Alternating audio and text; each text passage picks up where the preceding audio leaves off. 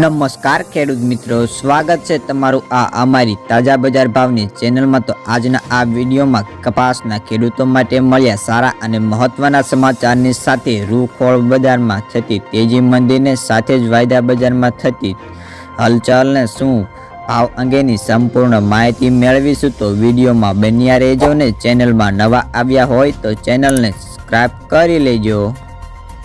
તો મિત્રો, મળતી માહિતી પ્રમાણે આજે શંકરુ ઘાસડીનો ભાવ ખાંડીએ 200 રૂપિયા ઘટી ગયો હતો ને બુધવારે 54,700 થી 55,000 હતો ને ઘાસડીના ભાવ 52,000 થી 60,000 ની રેન્જમાં અથડાઈ જાય છે તેવી શક્યતાઓ છે ને MCX માં જાન્યુઆરી કોટન વાયદો 40 રૂપિયા વધીને 56,760 રૂપિયા અને ન્યુયોર્કનો માર્ચ વાયદો 0.47 સેન્ટ સુધરતા 81.52 સેન્ટ હતો ને કપાસિયાનો ભાવ 570 થી 590 હતો અને ખોળનો 1400 થી 1510 રૂપિયા બોલાતા હતા। ત્યારે જો કે કેટલાક ખેડૂતો ઘણા મહિનાઓથી એમ કહે છે કે તમે તેજી થાય એવું બોલતા નથી ને, તો અમને એટલું જણાવવાનું કે બોલવાથી તેજી ન થાય ને માંગ પુરવઠાના તફાવતને લીધે તેજી મંદી થાય છે, એટલે હકીકત પણ જો સમજાય તો દુઃખી ન થવું પડે।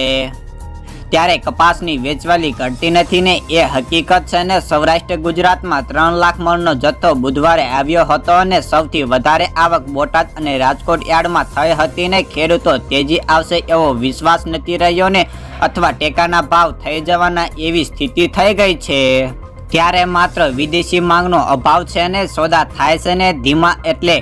કપાસમાં મંદી છે ને કપાસનો ભાવ સૌરાષ્ટ્રભરમાં બુધવારે 1200 થી 1460 વચ્ચે બોલાતો હતો અને અમુક યાર્ડોમાં અમુક માલ જ 1500 માં વેચાઈ રહ્યા છે, ત્યારે ગામડેથી 1415 થી 1450 માં સોદા થાય છે। ત્યારે આંધ્રપ્રદેશ અને મહારાષ્ટ્રમાંથી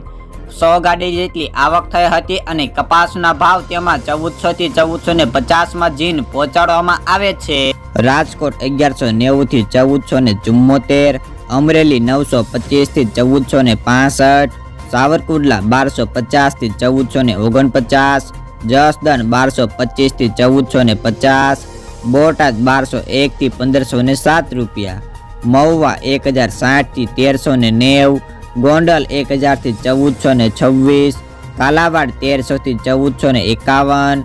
જામજોધપુર 1201 થી 1506,